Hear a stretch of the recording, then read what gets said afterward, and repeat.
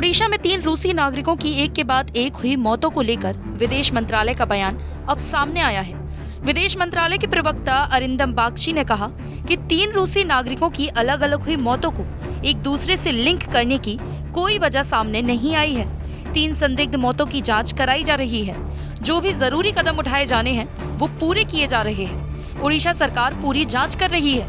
अभी तक कोई वजह ऐसी नहीं मिली जिससे तीनों मौतों को एक साथ जोड़कर जांच की जा सके। भारत एक विशाल देश है जहां लाखों पर्यटक हर साल आते हैं। Cases of unfortunate cases of deaths of 2 Russians in Odisha, on which there were 3 separate incidents actually, and at least 2 we talked about.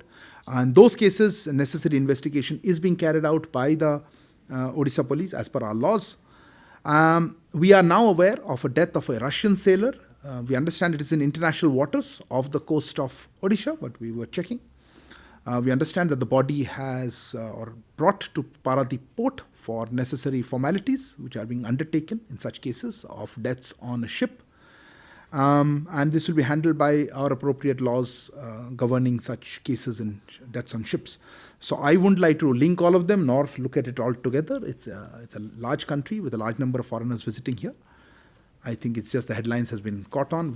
I don't see any reason to link certainly this last one with the previous 2 cases where the investigation is still underway. दरअसल 51 वर्षीय मिल्याकोव Sergei का शव 3 जनवरी को एक बंदरगाह पर जहाज में मिला था।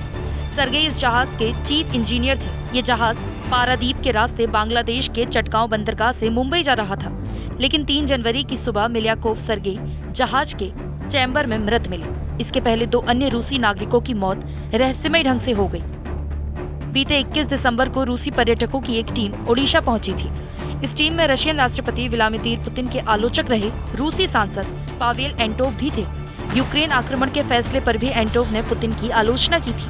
भारत भ्रमण के शौकीन रूसी सांसद पावेल एंटोव ने बीते 21 दिसंबर को रायगढ़ के एक होटल में अपने 3 अन्य साथियों के साथ चेक इन किया था, लेकिन चेक इन के अगले ही दिन पावेल के साथ आए उनके साथी व्लादिमीर विडेनोव अपने कमरे में रहस्यमय ढंग से बेहोशी की हालत में मिले। उनके चारों ओर बोतलें बिखरी पड़ी थी। अस्पताल ले जाते समय उनकी मौत हो गई। ओडिशा में ही विडेनोव का अंतिम संस्कार किया गया। अंतिम संस्कार में पावेल भी शामिल हुए। 24 दिसंबर को पावेल भी होटल के बाहर खून से लथपथ मिले।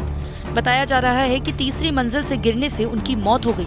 हालांकि भारत सरकार ने इन मौतों पर जांच का आश्वासन दिया है।